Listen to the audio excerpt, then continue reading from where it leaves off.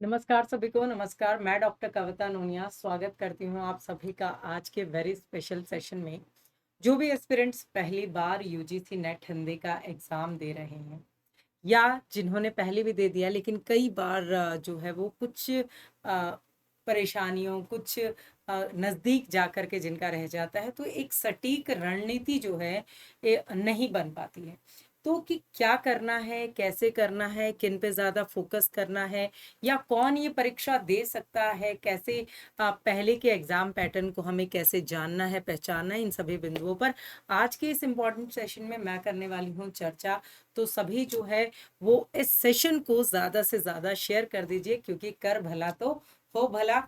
तो आइए जानते हैं कि अगर आप यूजीसी नेट जीआरएफ की परीक्षा की तैयारी कर रहे हैं और वो भी किस सब्जेक्ट से, अगर आप हिंदी के सब्जेक्ट से, हिंदी साहित्य से अगर आप यूजीसी नेट और जीआरएफ की परीक्षा देना चाहते हैं, वो भी 2025 के अटेम्प्ट में, ठीक है, चाहे आप जून का अटेम्प्ट दे रहे हैं, चाहे दिसंबर का अटेम्प्ट दे रहे हैं, या अभी आप एमए करके अपियरिंग कर रहे हैं और कि मैम अभी तो हम सेकंड सेमेस्टर में हैं, थर्ड में जब आ जाएंगे तब देना चाहते हैं, तो हमें जानकारी अभी हासिल करनी है। तो कैसे आपकी तैयारी होनी चाहिए, किन किन बिंदुओं का आपको ध्यान रखना चाहिए। तो सबसे पहले जो हम इम्पोर्टेंट पार्ट पे चलते हैं वो है आपका सिलेबस।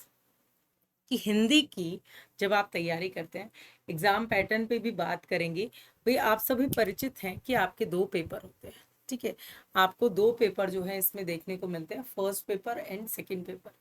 फर्स्ट पेपर जो आपका होता है वो आपका सब्जेक्ट का कॉमन पेपर होता है, ठीक है, जिसे हम पेपर वन कहते हैं।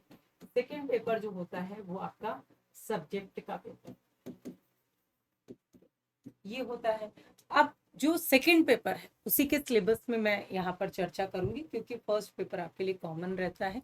उसमें जो भी पार्ट्स होते हैं आपके आईसीटी का है, हायर एजुकेशन का है, रिसर्च वाला है, मैथ्स है, रीजनिंग है, इन सभी बिंदुओं को आप डिटेल में पढ़ते हैं। सब्जेक्ट का जो इम्पोर्टेंट इसलिए क्योंकि 100 क्वेश्चन आते हैं इसमें, आपके उन 100 में ज़्यादा से ज़्यादा आप स्कोर कर पाएँ वो ज़्यादा इम्पोर्टेंट रहता है। तो सबसे पहली जो यूनिट आती है आपकी वो है हिंदी भाषा और उसका विकास। जब हम हिंदी भाषा के उद्भव विकास की बात करते हैं तो भाषा का स्वरूप भाई कैसे प्राचीन भारतीय आर्य भाषा है, मध्यकालीन भारतीय आर्य भाषा है, आधुनिक भारतीय आर्य भाषाओं को पढ़ते हैं।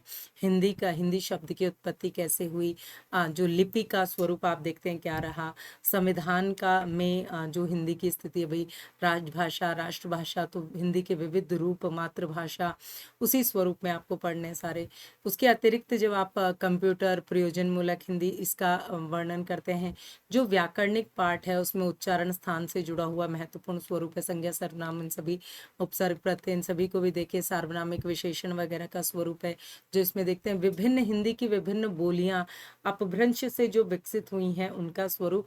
तो हिंदी भाषा के उद्भव विकास के अंतर्गत आपको इम्पॉर्टेंट चीजें जो है वो कवर अप करनी होती है।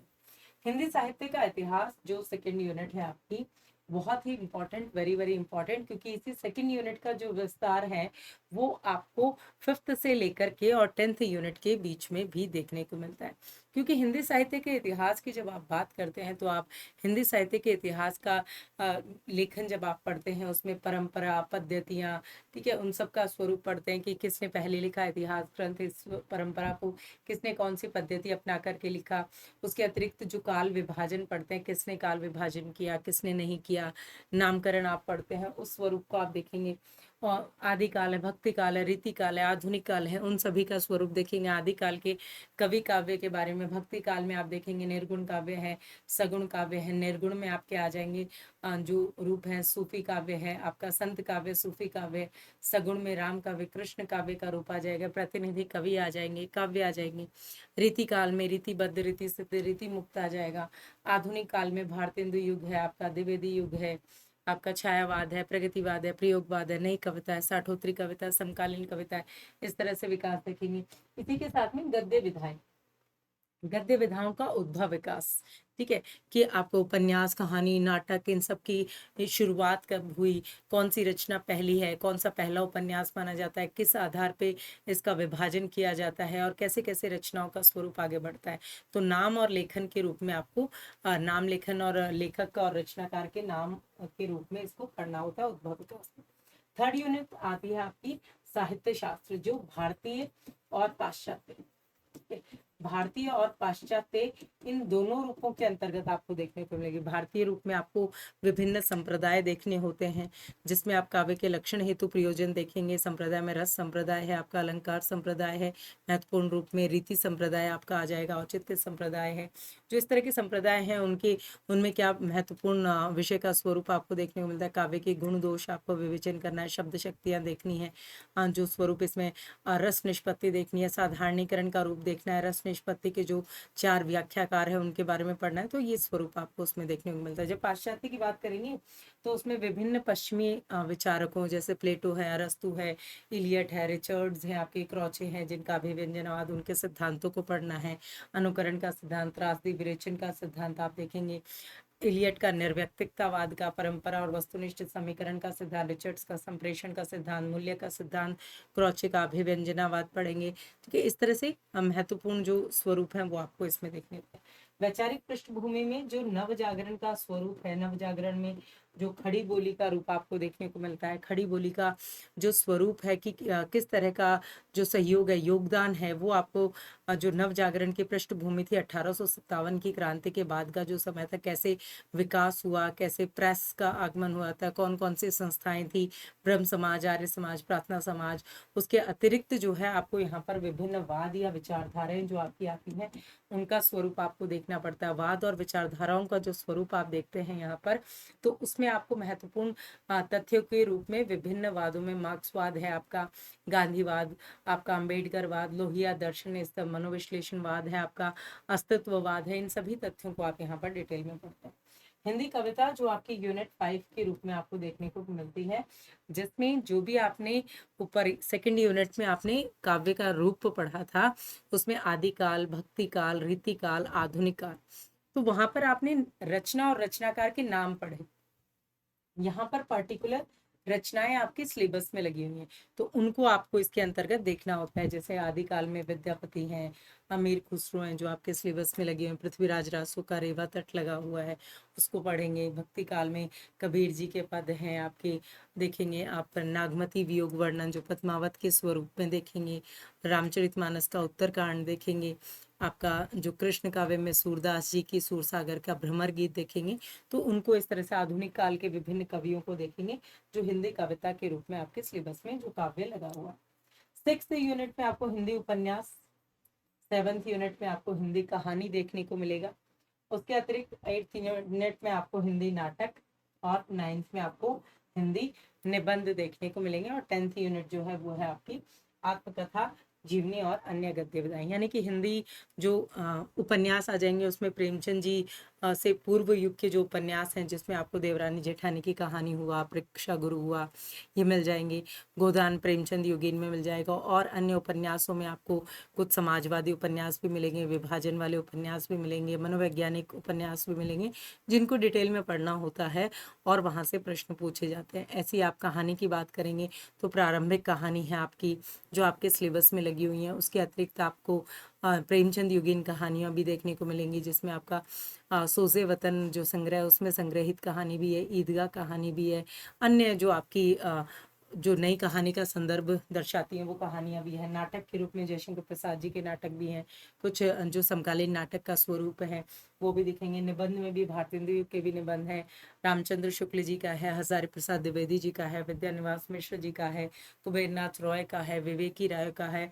इस तरह से निबंध आपके सिलेबस में है। आत्मकथा में बात करें तो आपका आप उदरी जो रमणिका गुप्ता जी की आ जाएगी, डॉक्टर तुलसीराम जी की आत्मकथा आ जाएगी, हरिवंश राय बच्चन जी की आत्मकथा आ जाएगी, आवारा मसीहा आपकी जीवनी आ जाएगी, प्रेमचंद घर में शिवरानी देवी ने जो लिखी है प्रेमचंद जी की जीवनी आ जाएगी। अन्य गद्य विधाओं में आपका आपके सिलेबस में जो व्यंग्य स्वरूप आपकी रचनाएं आ जाती हैं, यात्रा वृतांत आ जाते हैं, इन सभी का चित्रण आपको देखने को मिलता है। तो ये जो 10 यूनिट्स हैं ये आपका टोटल हिंदी का सिलेबस जो है अपने आप में कवर अप करती है। अब ये तो मैंने आपको ये बता दिया कि ये 10 आपके, अब इसमें से इम्पॉर्टेंट टॉपिक्स भी मैं आपको बता रही हूँ, ठीक है, क्योंकि आपका जो एग्जाम का पैटर्न क्या कहता है कि भाई किन चीज़ों पर आपको विशेष रूप से ध्यान रखना चाहिए, तो वो भी आप ध्यान रख लीजिए। ठीक है, ये चीज़ आपको कहीं नहीं मिलेगी, सिलेबस आपको हर जगह मिलेगा, लेकिन आप देखिए कि आपको इम्पोर्टेंटली क्या पढ़ना है। दर्शन, इतिहास लेखन की पद्धतियां, काल विभाजन, नामकरण। अब काल विभाजन नामकरण जो है, अब आदिकाल में आपको जैसे परिस्थितियां पढ़नी है, प्रवृत्तियां पढ़नी है, साहित्य रचनाकार जो है आपको इम्पोर्टेंटली कवि और काव्य, ठीक है। आदिकाल में जब आप पढ़ें तो आदिकाल में आप जैन साहित्य, सिद्ध साहित्य, नाथ साहित्य, लौकिक साहित्य, गद्य साहित्य, इस तरह से जब आप इसका अध्ययन रासो साहित्य 6 रूपों में करते हैं तो कंप्लीट आदिकाल पूरा हो जाता है। भक्ति काल में भी आपको भक्ति आंदोलन के उदय की पृष्ठभूमि, विशेषताएं, काव्य का जो विभाजन है, ठीक है, उसमें आपको संत काव्य, सूफी काव्य, वो स्वरूप आपको जरूर देखना है। उसके अलावा रीतिकाल में पृष्ठभूमि, प्रवृत्ति, प्रमुख कवि, उनके आचार्यत्व, उनकी रचनाएं, ठीक है, कौन सा जो आचार्य वाले का जो विशिष्टांग निरूपक आचार्य है, कौन सा सर्वांग निरूपक आचार्य है, उस रूप में आपको अध्ययन करना है। आधुनिक काल में आएंगे भारतेंदु युग, द्विवेदी युग, छायावाद, छायावाद उत्तर काव्य की विशेषताएं, हिंदी गद्य का उद्भव विकास, और जो भी उपन्यास, नाटक, कहानी, आलोचना, सारे प्रवासी साहित्य आपके सिलेबस में लगे हो, उनको डिटेल में जरूर अध्ययन कर लीजिएगा। Very importantly, most important thing आपके लिए ये टॉपिक्स रहेंगे। अभी आपका एग्जाम पैटर्न क्या कहता है, ठीक है। एग्जाम पैटर्न ये कहता है कि आपका सबसे पहले एग्जाम मोड जो है वो क्या है, बीच में पहले ऑफलाइन था, फिर ऑनलाइन था, फिर बीच में एक बार वापस ऑफलाइन हुआ, ऑफलाइन होने के बाद में वापस क्या हो गया, अभी वो रद्द हो गया, इसलिए फिर से ऑनलाइन आपका मोड रहेगा, ठीक है। तो पेपर 1 है आपका यहाँ पर, एंड दिस इज पेपर 2, ठीक है। ऑनलाइन यहाँ पे आपका एग्जाम मोड हो गया है। ड्यूरेशन आपकी 3 घंटे है, आपके पेपर की 3 घंटे का आपका पेपर होता है, ठीक है। जिसमें टाइप ऑफ पेपर जो है वो क्या है, जो सेकंड पेपर है वो तो सब्जेक्ट का है, फर्स्ट पेपर जो है वो कॉमन है। क्वेश्चन टाइप कैसे आते हैं, तो क्वेश्चन टाइप रहता है आपका ऑब्जेक्टिव टाइप, एमसीक्यू टाइप जो है वो मल्टीपल चॉइस के क्वेश्चंस रहते हैं, ऑब्जेक्टिव टाइप क्वेश्चन रहते हैं। टोटल नंबर ऑफ क्वेश्चंस कितने होते हैं, तो पेपर 1 में 50 क्वेश्चंस आते हैं और पेपर 2 में 100 क्वेश्चंस आते हैं। पेपर 3 घंटे का ही होता है, एक ही दिन में दोनों पेपर होते हैं, 3 घंटे में दोनों पेपर कंप्लीट हो जाते हैं। पहला पेपर जो है उसमें 50 प्रश्न आते हैं, वो कितने नंबर के होते हैं, 100 नंबर के होते हैं, ठीक है, यानी कि प्रत्येक प्रश्न 2 नंबर का होता है। ऐसे ही पेपर 2 में 100 क्वेश्चन होते हैं और कितने नंबर का पेपर होता है पेपर 2, 200, यानी कि प्रत्येक प्रश्न 2 नंबर का होगा। टोटल 150 प्रश्न होंगे और नंबर कितने हो जाएंगे आपके, 300 हो जाएंगे। हर सही आंसर के लिए आपको 2 नंबर मिलेंगे और गलत आंसर के लिए कोई भी नंबर कटेगा नहीं, क्योंकि अभी तक नेगेटिव मार्किंग का कोई प्रारूप जो है आपको नहीं देखने को मिल रहा है, इसलिए गोल्डन चांस है जो आपको आपके एग्जाम पैटर्न से ये रूबरू कराता है। देन अगर हम बात करें कि कौन कौन इस परीक्षा को दे सकता है, तो सबसे पहले तो जो भी एस्पिरेंट्स जो हैं जिन्होंने क्या कर लिया भाई, अपनी यूजीसी नेट की जो क्वालिफिकेशन है उसके लिए मास्टर डिग्री या उसके समकक्ष, ठीक है, एमए हो, एमएससी हो, जो भी, ठीक है, यानी कि मास्टर के समकक्ष, या जो अभी नया रूल आया अभी उसको नहीं किया, लेकिन उसमें आप देखेंगे जैसे 4 साल वाला जो स्टूडेंट है, ठीक है, यूजी, वो दे सकता है, लेकिन उसमें उसके 75% होने चाहिए। वैसे ही मास्टर डिग्री आप अपियरिंग करके भी दे सकते हैं, लेकिन 3rd सेमेस्टर में, ठीक है, 3rd सेमेस्टर से आप अपियरिंग करके दे सकते हैं। फर्स्ट और सेकेंड तक नहीं दे सकते, फर्स्ट और सेकेंड में दे सकते हैं लेकिन वो मान्य नहीं होगा, ठीक है, तो 3rd सेमेस्टर से आप दे सकते हैं। तो आपको क्या करना है, देखना है जनरल जो अनरिजर्व्ड कैटेगरी है, ईडब्ल्यूएस, इनके लिए 55% आपके मास्टर्स में होने चाहिए, ठीक है, 55% का जो इसमें प्रावधान है। देन जो भी कैंडिडेट्स जो आपके SC ST से हैं, जब PWD हैं, या तो और जो आरक्षित हैं, ठीक है, उनको 50% का स्वरूप आपको देखने को मिलता है। फाइनल ईयर के कैंडिडेट्स जो भी हैं, यानी कि 3rd सेमेस्टर और 4th सेमेस्टर के, तो वो भी परसुइंग, जो अपना पोस्ट ग्रेजुएशन परस्यू कर रहे हैं, यानी कि जिनका चल रहा है, वो भी इस एग्जाम को जो है वो एलिजिबल उसके लिए हो जाते हैं। आप भी इस एग्जाम को दे सकते हैं, ऐसे असिस्टेंट प्रोफेसर में भी आप उसमें अपियरिंग करके एग्जाम दे सकते हैं। जो असिस्टेंट प्रोफेसर के स्टूडेंट्स हैं वो भी अपियरिंग करके, नेट अगर आपका नहीं भी हुआ तो भी आप फॉर्म भर सकते हैं, क्योंकि नेट की रिक्वायरमेंट आपके इंटरव्यू तक रहती है, तो हो सकता है जिन्होंने दिया उनका आ जाए, ठीक है, इसलिए भर सकते हैं। लेकिन उसके लिए आपको क्या करना है, जहाँ पे कॉलम दिया ना, रेड मार्क दिए हुए हैं, उस रेड मार्क तक की आपको भरना है। फिर आप नेट में कोई रिजल्ट अवेटेड वगैरह कुछ मत भरिए, ठीक है, वरना आपको डिटेल देनी पड़ेंगे, इसलिए कुछ भरिए मत, आप एम ए तक भरिए उसमें, ठीक है, बाद में आप उसको फॉलो अप कर सकते हैं, ठीक है। अब यहाँ पे एज लिमिट के बारे में भी आपको यहाँ पर बता देती हूँ कि आपको असिस्टेंट प्रोफेसर यानी कि जो नेट है उसको, उस फॉर्म को फिल करने के लिए कोई भी एज लिमिट नहीं है। आप 40 के हैं, आप 45 के हैं, उससे कोई फर्क नहीं पड़ता, ठीक है। जब आपने अपने जीवन में नेट करने की ठान ली है उसी टाइम आप नेट कर सकते हो। जीआरएफ के लिए कुछ सीमाएं हैं कि जीआरएफ के लिए आपको अपर एज लिमिट 30 मिलती है, और इसमें जो है वो आरक्षित में 5 ईयर की, यानी कि जैसे आप देखेंगे कोई भी किसी भी वर्ग की कोई भी महिला है उसको 5 वर्ष की छूट मिलेगी, और अन्य आरक्षण में आपको छूट जो है वो दिखाई देती है। और पीएचडी जो एडमिशन है तो उसमें भी आपको नो अपर एज लिमिट है, क्योंकि वो नेट के साथ ही आपको दिखाई देती है। ये क्यों बता रही हूँ मैं ये तीनों, क्योंकि ये तीन जो है वही क्या हो गई आपकी कैटेगरी हो गई, ठीक है। आपके जो रिजल्ट की कैटेगरी है वो रिजल्ट की कैटेगरी, रिजल्ट जो आपका आता है आजकल, तो वो 3 कैटेगरी में आता है, जेआरएफ के रूप में, ठीक है, और नेट के रूप में, और तीसरी कैटेगरी है पीएचडी के रूप में, ठीक है। तो ये आप जब देखते हैं ना अपनी, यहाँ पे आपको दिखाई दे रहा है, ठीक है, आपकी जो रिजल्ट की कैटेगरी है ये आपको 3 रूपों में दिखाई दे रही है। तो 3 रूपों में आपको दिखाई देती है कि भाई जेआरएफ की, और जेआरएफ के बाद में नेट की, और देन पीएचडी की, कि भाई आपके 0.11% का रूप आपको जेआरएफ क्लियर होते हैं, 0.6 के रूप में आपको जो दिखाई देते हैं वो 6% आपका नेट स्टूडेंट्स होते हैं, और 15% के करीब जो है वो आपके पीएचडी के लिए क्वालिफाई किए जाते हैं। तो 3 कैटेगरी में आपका रिजल्ट जो है वो आएगा। जो भी एस्पिरेंट्स जिन्होंने अभी एग्जाम दिया है दिसंबर वाला, तो उनका भी अवेटेड है। पहले अभी आपका परसेंटाइल में आ रहा था, इस बार आपका रिजल्ट जो है वो परसेंटेज में आएगा। तो इस तरह से बिल्कुल भी जो है वो आप घबराए नहीं, अपनी एक पूरे पैटर्न के अकॉर्डिंग आप अपनी तैयारी कर सकते हैं हमारे साथ जुड़ करके, ठीक है। क्योंकि जब आप हमारे साथ, चाहे आप नेट सेट, आप असिस्टेंट प्रोफेसर किसी भी चीज़ की तैयारी कर रहे हैं, तो आपका फाउंडेशन बैच जो है वो आप हमारे साथ कनेक्ट कर सकते हैं। अभी तो काफ़ी ऑफर भी बहुत ही शानदार आपका चला हुआ है, जिस ऑफर को आप हमारी ऐप पे जा करके ग्रैब कर सकते हैं। मोस्ट इम्पॉर्टेंट कि भाई आपका रिपब्लिक डे जो सेल है, ठीक है, आपको गणतंत्र दिवस के रूप में दिखाई दे रही है, तो वो आपके लिए बहुत इंपॉर्टेंट है, ठीक है। जिसमें आपको 76,000 रुपये कैशबैक मिल रहा है, जिसमें जो भी स्टूडेंट जेआरएफ करेंगे उनको 76,000 रुपये मिलेंगे, जो भी स्टूडेंट नेट क्लियर करेंगे उनको 100% कैशबैक मिल रहा है। साथ ही साथ आप अगर 26 जनवरी का स्पेशल जो बैच है, आप हमारे फाउंडेशन बैच में अगर आप एनरोल करते हैं नेट जेआरएफ के बैच में, तो आपको एक्स्ट्रा वैलिडिटी भी मिल रही है कि जो भी स्टूडेंट अपियरिंग करके मान लीजिए एग्जाम दे रहे हैं, और अपियरिंग करके कि मैम हम पहली बार तो ऐसे ही दे रहे हैं अपियरिंग करके एग्जाम, तो आपको क्या मिलेगा कि अगर आप 6 महीने का ले रहे हैं तो उसमें और एक्स्ट्रा 6 महीने आपको बेनिफिट मिलेगा, ठीक है।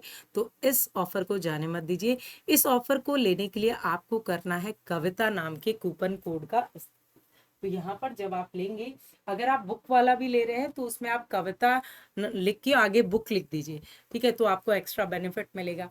कोर्स ले रहे हैं तो आप कविता नाम का कूपन कोड, क्योंकि आपको पेपर 1 पेपर 2 दोनों मिलेंगे, प्लस आपको क्या मिलेंगे भाई, नोट्स मिलेंगे, प्लस आपको पीवाईक्यू आपको प्रैक्टिस क्वेश्चंस मिलेंगे, उसके अलावा आपको मॉक टेस्ट, स्टडी नोट्स, आपको सारी चीज़ें अवेलेबल होंगी।